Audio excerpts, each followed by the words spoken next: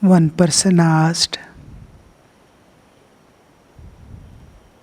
how do we know we are progressing in spiritual life? There are few signs. One is the inner peace is never disturbed. First condition is inner peace is never disturbed. The sign of spiritual progress and mental purification. How do I know my mind is pure or not? How do I know I am spiritually progressing or not? I am going towards peace. I am getting more and more peace within. There is a layer, innermost layer of peace from where there is constant emerging of the waves of bliss. At the same time, this remains at the level of intellect and mind. But heart immediately starts panting for God. The inner link connecting to the divine never breaks.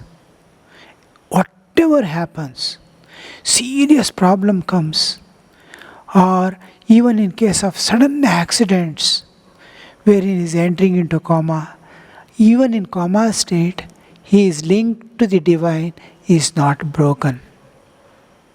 The inner link to the divine is not broken,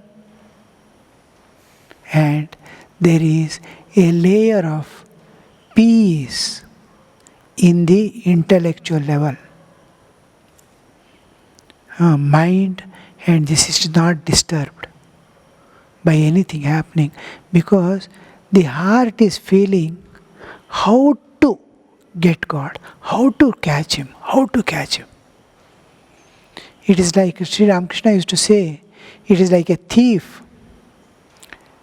who knows that in the next room there is a reserve of gold. He sleeps no more. How to get it, how to get it. That kind of state it comes. Till then, we have to do more and more, taking the name of God. Now and then entering into solitude, and then satsanga, holy company. These main adharas of spiritual life. And whenever there is a little time when you can just feel the presence, intense presence of God, when the nature also is participating, like the evenings, at that time you can slowly enter into meditation. Without deeper meditations, we may not be able to see or come in direct contact with the divine. Meditation is necessary even in bhakti yoga. Meditations, maybe it may be natural, but it is necessary. In thought of God, when I lose myself, when I lose the presence of the world, meditation has begun. I am reading some text regarding Rama or Krishna, and I am able to forget the entire world I am feeling so much presence of God, and the story is becoming lively before my eyes. I know I have entered into meditation. Meditation need not be with closed eyes alone. It can be opened eyes, with open eyes, Sri Ramakrishna says. Is meditation possible only with closed eyes? It is possible even with open eyes. So, this understanding. We have to have clear understanding when and how to go towards God. In my internal states, management of the internal states of mind, my feelings, my emotional being, how to manage, so that it doesn't return back to the world or get involved in the external things. Situations are there. What is my duty? How best I can overcome the problems? If I depend upon my mind to overcome the difficulties of the samsarika life, the life in the world, general life in the world, if I try to overcome using my mind and my intellect, it will become tense.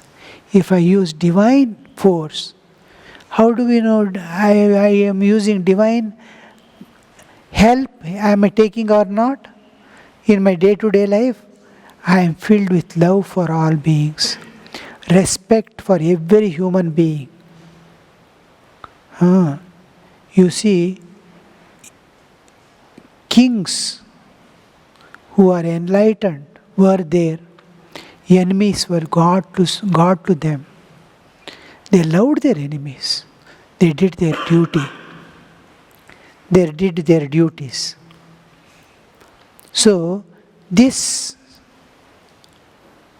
life to depend upon the divine so that my internal peace and is maintained, my spiritual evolution is assured, and I am able to do the duties of the worldly life or life in the world, to be more specific, and to attend all the duties without any error, without any flaw. How best can I do? It is one of the factors that counts is efficiency. How fast you can do the work with maximum perfection. Some lady where we take vegetables, our Didis were telling, marvelous. Her husband has fallen from the tree and broken his backbone. He is not able to move about. And she alone is managing huge, not garden, it is a tota, farming. She grows alone. So many vegetables, so many fruits, cereal also I think, and manages her beautifully. This one. It's charmed to hear that. One person, one lady managing the whole estate without any labor. They can't appoint labor. And it's a pleasure to go and see how much a man can do, how much he can work for God. She is working for herself.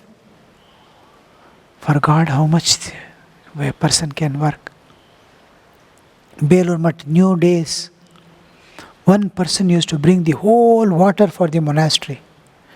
From morning till evening, you'll be carrying.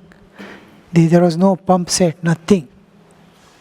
One Bengali person, go fill the boat and come and pour. For latrine, bathroom, for all purposes, kitchen, shrine, all water, how much water is required, one person was bringing.